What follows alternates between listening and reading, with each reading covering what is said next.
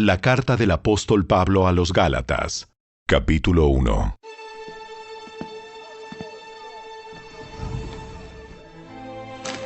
Les escribo, yo, el apóstol Pablo.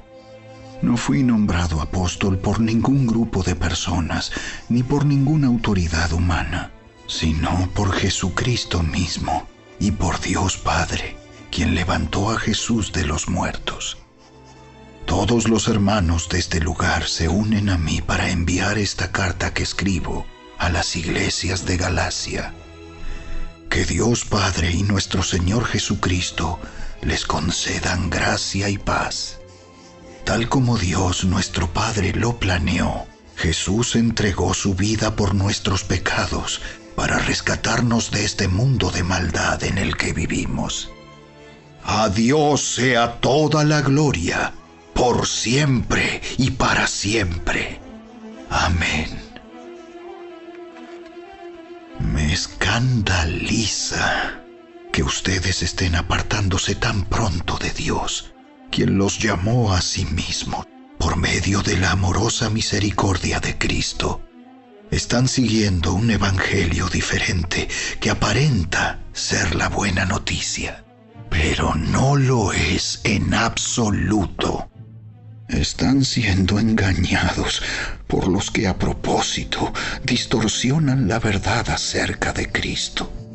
Si alguien, ya sea nosotros o incluso un ángel del cielo, les predica otra buena noticia diferente de la que nosotros les hemos predicado, que le caiga la maldición de Dios. Repito lo que ya hemos dicho. Si alguien predica otra buena noticia distinta de la que ustedes han recibido, que esa persona sea maldita. Queda claro que no es mi intención ganarme el favor de la gente, sino el de Dios. Si mi objetivo fuera agradar a la gente, no sería un siervo de Cristo. Amados hermanos, quiero que entiendan que el mensaje del evangelio que predico no se basa en un simple razonamiento humano. No recibí mi mensaje de ninguna fuente humana ni nadie me lo enseñó. En cambio, lo recibí por revelación directa de Jesucristo. Ustedes saben cómo me comportaba cuando pertenecía a la religión judía y cómo perseguí con violencia la iglesia de Dios. Hice todo lo posible por destruirla. Yo superaba ampliamente a mis compatriotas judíos en mi celo por las tradiciones de mis antepasados. Pero aún antes de que yo naciera, Dios me eligió y me llamó por su gracia maravillosa. Luego, le agradó revelarme a su Hijo para que yo proclamara a los gentiles la buena noticia acerca de Jesús. Cuando esto sucedió, no me apresuré a consultar con ningún ser humano. Tampoco subí a Jerusalén para pedir consejo de los que eran apóstoles antes que yo. En cambio, me fui a la región de Arabia y después regresé a la ciudad de Damasco. Luego, 3 años más tarde, fui a Jerusalén para conocer a Pedro y me quedé 15 días con él. El único otro apóstol que conocí en esos días fue Santiago, el hermano del Señor. Declaro delante de Dios que no es mentira lo que les escribo. Después de esa visita, me dirigí al norte, a las provincias de Siria y Cilicia, y aún así, las iglesias en Cristo que están en Judea todavía no me conocían personalmente. Todo lo que sabían de mí era lo que la gente decía. El que antes nos perseguía, ahora predica la misma fe que trataba de destruir. Y alababan a Dios por causa de mí.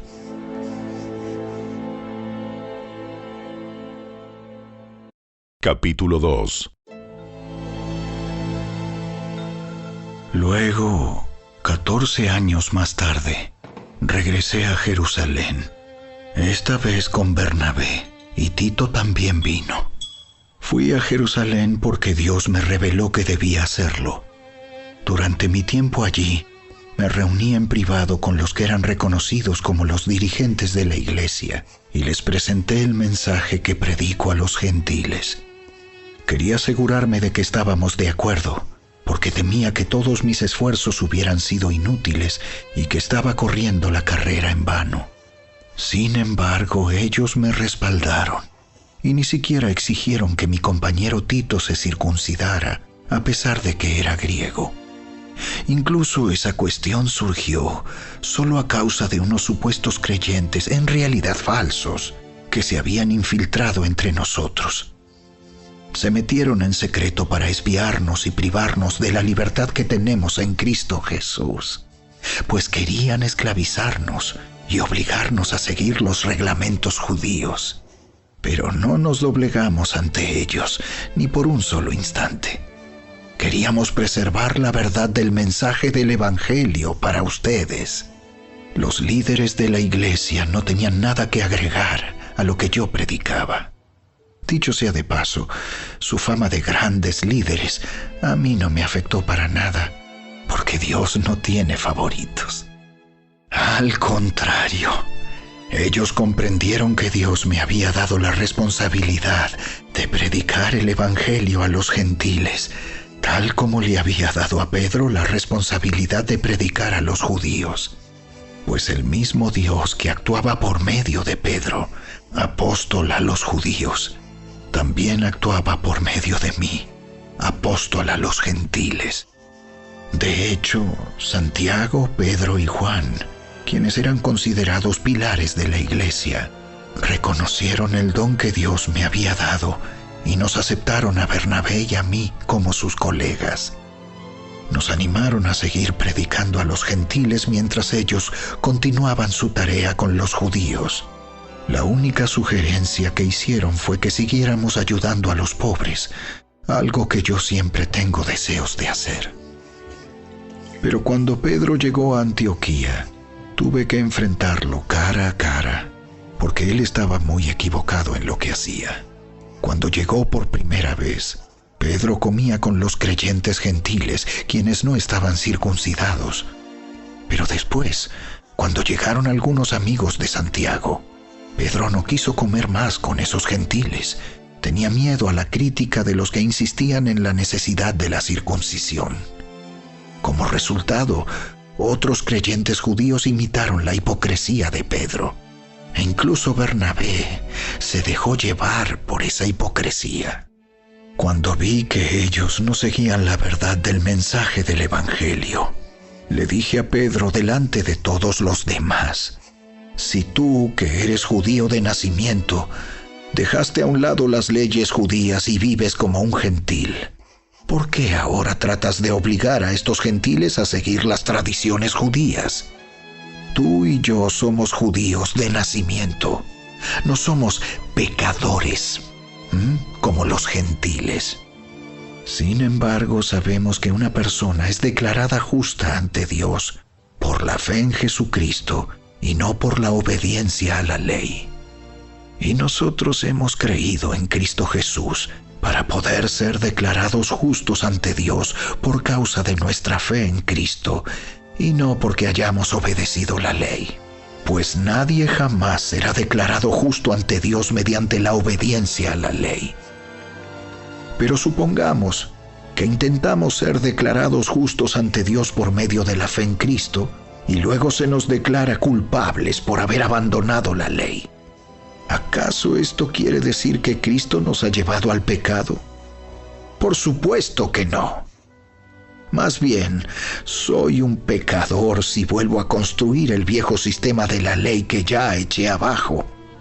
Pues cuando intenté obedecer la ley misma me condenó.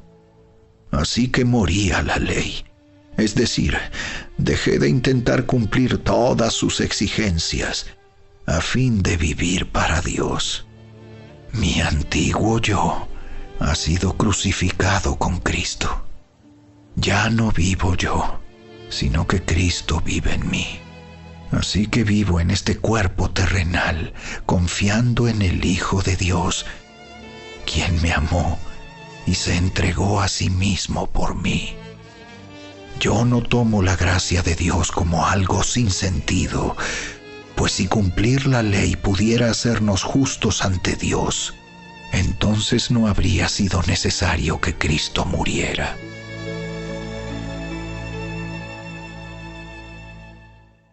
Capítulo 3. ¡Ay, Gálatas tontos! ¿Quién los ha hechizado? Pues el significado de la muerte de Jesucristo se les explicó con tanta claridad, como si lo hubieran visto morir en la cruz. Déjenme hacerles una pregunta. ¿Recibieron al Espíritu Santo por obedecer la ley de Moisés? ¡Claro que no! Recibieron al Espíritu porque creyeron el mensaje que escucharon acerca de Cristo. ¿Será posible que sean tan tontos después de haber comenzado su nueva vida en el Espíritu? ¿Por qué ahora tratan de ser perfectos mediante sus propios esfuerzos? ¿Acaso han pasado por tantas experiencias en vano? No puede ser que no les hayan servido para nada. Vuelvo a preguntarles, ¿acaso Dios les da al Espíritu Santo y hace milagros entre ustedes porque obedecen la ley? Por supuesto que no. Es porque creen el mensaje que oyeron acerca de Cristo. Del mismo modo, Abraham le creyó a Dios y Dios lo consideró justo debido a su fe. Así que los verdaderos hijos de Abraham son los que ponen su fe en Dios. Es más, las Escrituras previeron este tiempo en el que Dios declararía justos a los gentiles por causa de su fe. Dios anunció esa buena noticia a Abraham hace tiempo, cuando le dijo: Todas las naciones serán bendecidas por medio de ti. Así que todos los que ponen su fe en Cristo participan de la misma bendición que recibió Abraham por causa de su fe. Sin embargo, los que dependen de la ley para hacerse justos ante Dios están bajo la maldición de Dios. Porque las Escrituras dicen: maldito es todo el que no cumple ni obedece cada uno de los mandatos que están escritos en el libro de la ley de Dios. Queda claro, entonces, que nadie puede hacerse justo ante Dios por tratar de cumplir la ley, ya que las Escrituras dicen: es por medio de la fe que el justo tiene vida. El camino de la fe es muy diferente del camino de la ley, que dice: es mediante la obediencia a la ley que una persona tiene vida. Pero Cristo nos ha rescatado de la maldición dictada en la ley. Cuando fue colgado en la cruz, cargó sobre sí la maldición de nuestras fechorías. Pues está escrito: maldito todo el que es colgado en un madero. Mediante Cristo Jesús, Dios bendijo a los gentiles con la misma bendición que le prometió a Abraham, a fin de que los creyentes pudiéramos recibir por medio de la fe al Espíritu Santo prometido. Amados hermanos, el siguiente es un ejemplo de la vida diaria. Así como nadie puede anular ni modificar un acuerdo irrevocable, tampoco en este caso. Dios ha dado las promesas a Abraham y a su hijo. Y noten que la Escritura no dice a sus hijos, como si significara muchos descendientes. Más bien dice a su Hijo. Y eso sin duda se refiere a Cristo. Lo que trato de decir es lo siguiente: el acuerdo que Dios hizo con Abraham no podía anularse 430 años más tarde, cuando Dios le dio la ley a Moisés, porque Dios estaría rompiendo su promesa. Pues si fuera posible recibir la herencia por cumplir la ley, entonces esa herencia ya no sería el resultado de aceptar la promesa de Dios. Pero Dios, por su gracia, se la concedió a Abraham mediante una promesa. Entonces, ¿para qué se entregó la ley? Fue añadida a la promesa para mostrarle a la gente sus pecados. Pero la intención era que la ley durara solo hasta la llegada del Hijo prometido. Por medio de ángeles, Dios entregó su ley a Moisés, quien hizo de mediador entre Dios y el pueblo.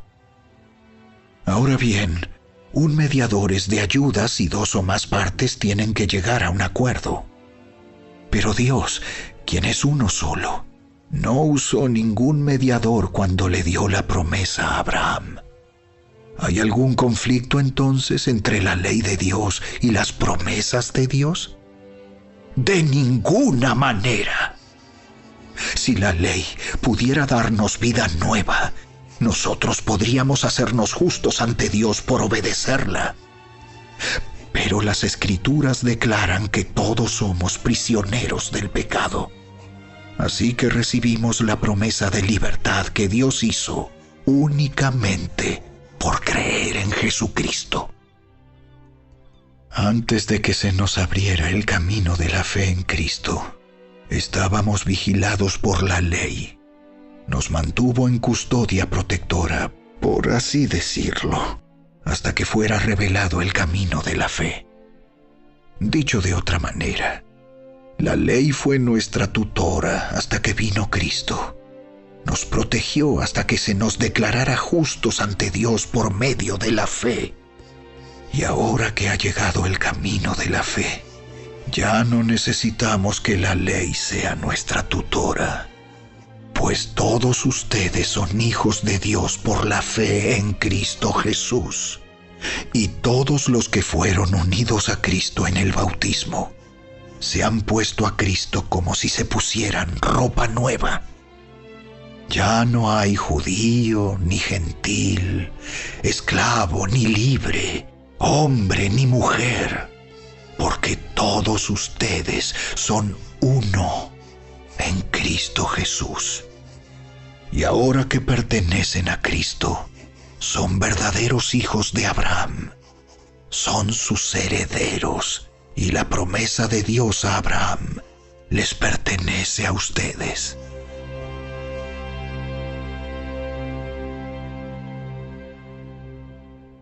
Capítulo 4. Piénsenlo de la siguiente manera. Si un padre muere y deja una herencia a sus hijos pequeños, esos niños no están en mejor situación que los esclavos hasta que se hagan mayores de edad, aunque son los verdaderos dueños de todas las posesiones de su padre. Tienen que obedecer a sus tutores hasta que cumplan la edad establecida por su padre. Eso mismo sucedía con nosotros antes de que viniera Cristo. Éramos como niños. Éramos esclavos de los principios espirituales básicos de este mundo. Sin embargo, cuando se cumplió el tiempo establecido, Dios envió a su Hijo, nacido de una mujer y sujeto a la ley. Dios lo envió para que comprara la libertad de los que éramos esclavos de la ley, a fin de poder adoptarnos como sus propios hijos. Y debido a que somos sus hijos, Dios envió al Espíritu de su Hijo a nuestro corazón, el cual nos impulsa a exclamar: Abba, Padre. Ahora ya no eres un esclavo, sino un hijo de Dios. Y como eres su hijo, Dios te ha hecho su heredero. Antes de conocer a Dios, ustedes los gentiles eran esclavos de los llamados dioses que ni siquiera existen. Así que ahora que conocen a Dios, o mejor dicho, ahora que Dios los conoce a ustedes, ¿por qué quieren retroceder y convertirse otra vez en esclavos de los débiles e inútiles principios espirituales de este mundo? pretenden ganarse el favor de Dios al cumplir con ciertos días o meses, estaciones o años. Temo por ustedes. Quizá todo el arduo trabajo que hice entre ustedes fue en vano. Amados hermanos, les ruego que vivan como yo, libres de esas cosas, pues yo llegué a ser como ustedes, los gentiles, libre de esas leyes. Ustedes no me trataron mal cuando les prediqué por primera vez. Sin duda, recordarán que yo estaba enfermo la primera vez que les llevé la buena noticia. Aunque mi condición los tentaba a no aceptarme, ustedes no me despreciaron ni me rechazaron. Todo lo contrario, me recibieron y me cuidaron como si yo fuera un ángel de Dios o incluso el mismo Cristo Jesús. ¿Dónde ha ido a parar el espíritu de alegría y de gratitud que antes tenían? Estoy seguro de que ustedes se hubieran arrancado los propios ojos para dármelos de haber sido posible. ¿Acaso ahora me volví su enemigo porque les digo la verdad? Esos falsos maestros están muy ansiosos de ganarse el favor de ustedes, pero sus intenciones no son nada buenas.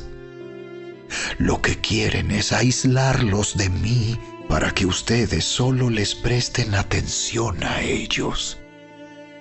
Si alguien quiere hacer cosas buenas por ustedes, no hay ningún problema, pero que lo haga en todo tiempo, no solo cuando estoy con ustedes. Oh, mis hijos queridos, siento como si volviera a sufrir dolores de parto por ustedes. Y seguirán hasta que Cristo se forme por completo en sus vidas. Desearía estar con ustedes en este momento para poder hablarles en otro tono, pero estando tan lejos, no sé qué más puedo hacer para ayudarlos. Díganme ustedes, los que quieren vivir bajo la ley, ¿saben lo que en realidad dice la ley? Las Escrituras dicen que Abraham tuvo 2 hijos, uno de la mujer esclava y el otro de su esposa, quien había nacido libre. El nacimiento del hijo de la esclava fue el resultado de un intento humano por lograr que se cumpliera la promesa de Dios. Pero el nacimiento del hijo de la libre fue la manera en que Dios cumplió su promesa. Esas 2 mujeres son una ilustración de los 2 pactos de Dios. La primera mujer, Agar, representa el monte Sinaí, donde el pueblo recibió la ley que los hizo esclavos. Y ahora Jerusalén es igual que el monte Sinaí, en Arabia, porque la ciudad y sus hijos viven bajo la esclavitud de la ley. Pero la otra mujer, Sara, representa la Jerusalén celestial. Ella es la mujer libre y es nuestra madre. Como dijo Isaías: Alégrate, oh mujer sin hijos, tú que nunca diste a luz. Ponte a gritar de alegría, tú que nunca tuviste dolores de parto, pues la mujer desolada ahora tiene más hijos que la que vive con su esposo. Y ustedes, amados hermanos, son hijos de la promesa igual que Isaac, pero ahora son perseguidos por los que quieren que cumplan la ley, tal como Ismael, el hijo que nació del esfuerzo humano, persiguió a Isaac, el hijo que nació por el poder del Espíritu. Pero ¿qué dicen las Escrituras al respecto? Echa fuera a la esclava y a su hijo, porque el hijo de la mujer esclava no compartirá la herencia del hijo de la mujer libre. Así que, amados hermanos, no somos hijos de la mujer esclava, somos hijos de la mujer libre.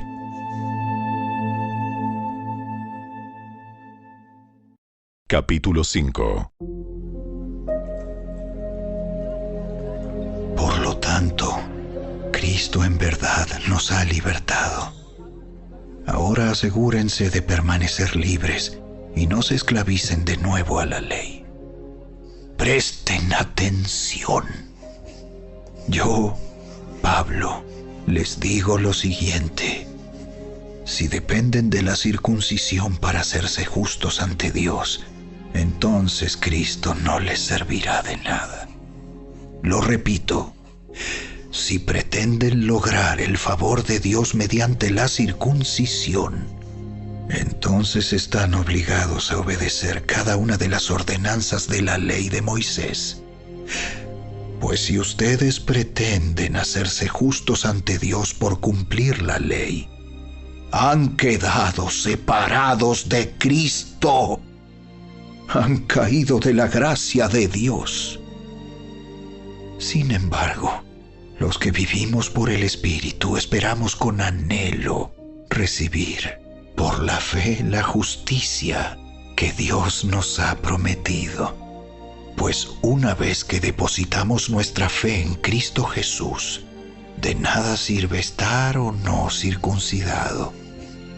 Lo importante es la fe que se expresa por medio del amor. Ustedes corrían muy bien la carrera. ¿Quién les impidió seguir la verdad? Seguro que no fue Dios, porque Él es quien los llamó a ser libres. Esa falsa enseñanza es como un poquito de levadura que impregna toda la masa. Confío en que el Señor los guardará de creer falsas enseñanzas. Dios juzgará a la persona que los está confundiendo, sea quien fuere. Amados hermanos, si yo todavía predicara que ustedes deben circuncidarse, como algunos dicen que hago, ¿por qué entonces aún se me persigue? Si ya no predicara que la salvación es por medio de la cruz de Cristo, nadie se ofendería. Cómo me gustaría que esos perturbadores que quieren mutilarlos a ustedes mediante la circuncisión se mutilaran ellos mismos. Pues ustedes, mis hermanos, han sido llamados a vivir en libertad. Pero no usen esa libertad para satisfacer los deseos de la naturaleza pecaminosa. Al contrario, usen la libertad para servirse unos a otros por amor. Pues toda la ley puede resumirse en un solo mandato: ama a tu prójimo como a ti mismo. Pero si están siempre mordiéndose y devorándose unos a otros, tengan cuidado. Corren peligro de destruirse unos a otros.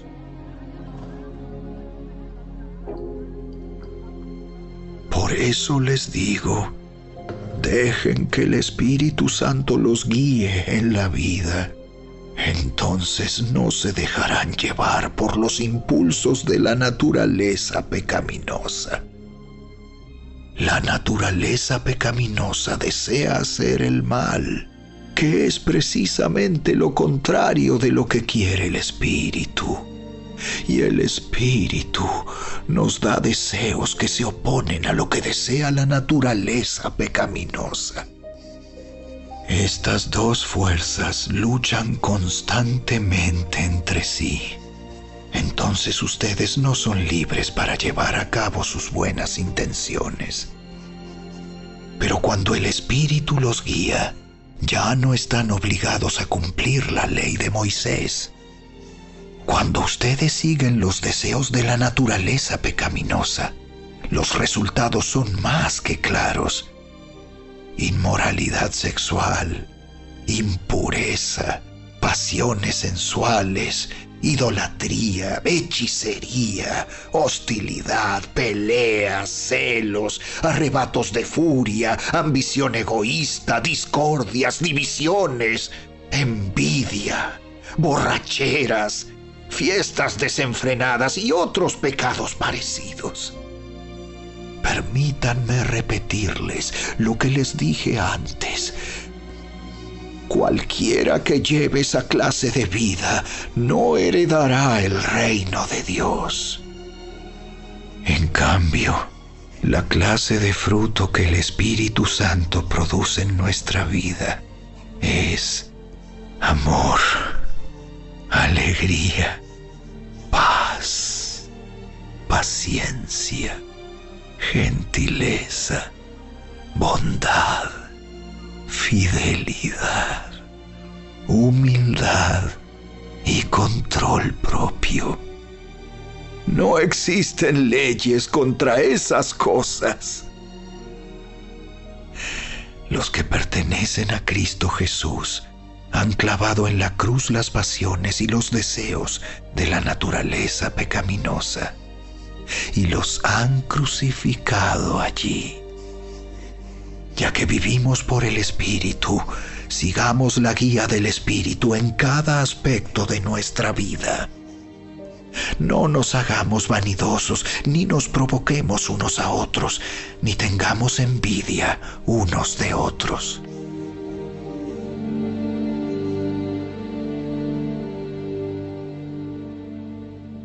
Capítulo 6. Amados hermanos, si otro creyente está dominado por algún pecado, ustedes, que son espirituales, deberían ayudarlo a volver al camino recto con ternura y humildad. Y tengan mucho cuidado de no caer ustedes en la misma tentación. Ayúdense a llevar los unos las cargas de los otros y obedezcan de esa manera la ley de Cristo.